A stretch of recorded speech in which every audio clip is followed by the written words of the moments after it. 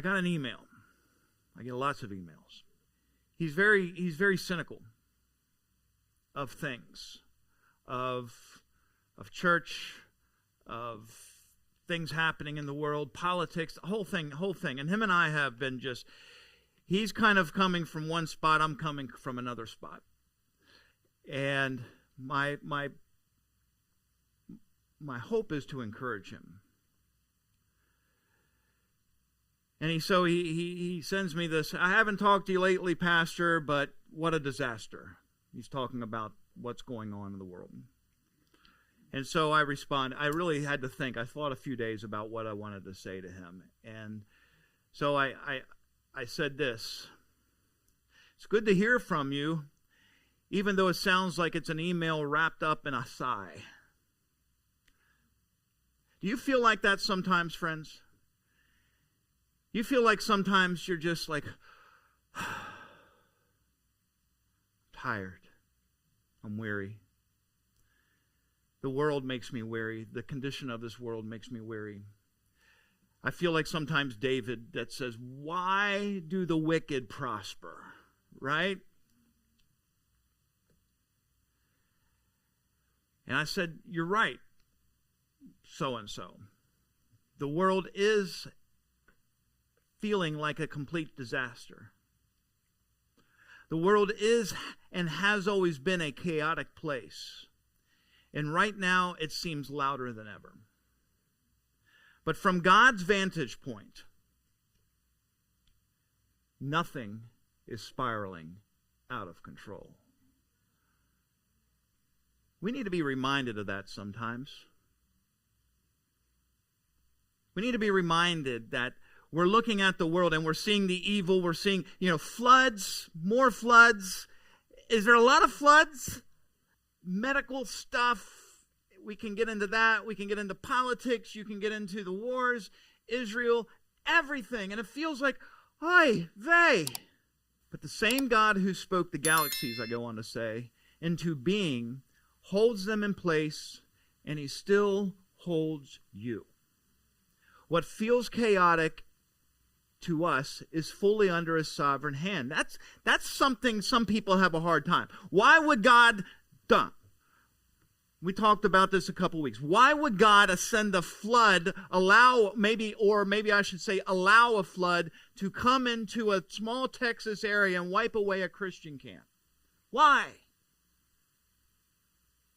Is he under control? Is he really under control? Is he really under control? Because how could he let that happen? And we struggle with this, and we should. This was nothing new. You read the Psalms, and the psalmists are saying the same thing. Why, God? So if you're saying, why, God, you're in good hands. And we don't need, sorry for the colloquialism, Sunday school answers for those kind of things. Wrestle with that. You know what? God can wrestle with you on it. Wrestle with it. Going on.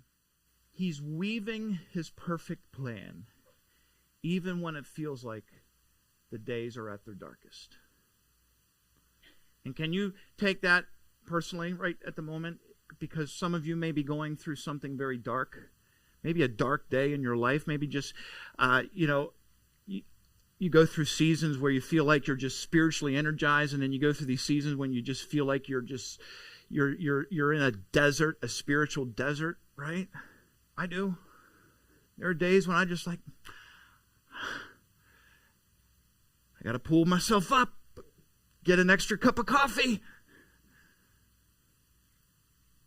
But Jesus warned us there would be political upheaval, earthquakes, wars, disasters, and deceptions before his return. And I cite some things for the man. And here's the good news.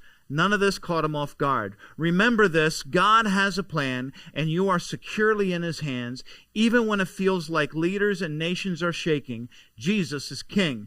Presidents will come and go, but he reigns forever. Don't let the works of men steal your peace. Isaiah 46:10 reminds us, my counsel shall stand, and I will accomplish all my purpose. That's true on the global stage and in the details of your own life too. Hang in there. Maybe some of you need to hear this today. Hang in there. The story isn't over yet. The author promises these disasters will be turned into redemption stories, and I promise you, he's still writing. Someone needed to hear that this morning, besides the person I wrote that email back to. Hang in there. God's got a story that he's written. He's writing for this entire world, but he's also writing a story for you. And he wants you to know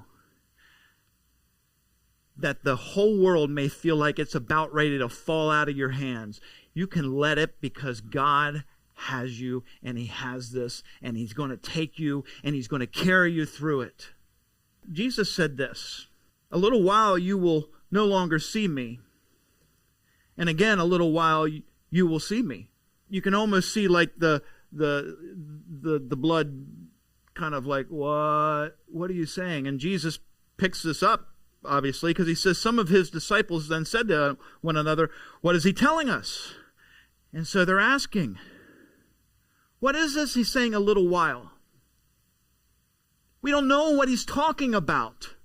So Jesus says, why are you deliberating about this? Truly, truly, I tell you that you will cry and lament, but the world will rejoice. You're going to see things happen in the world that you can't explain. Evils that seem to just shadow the blessing of life. And then he says this, "You will be sorrowful, but your sorrow will be turned to joy."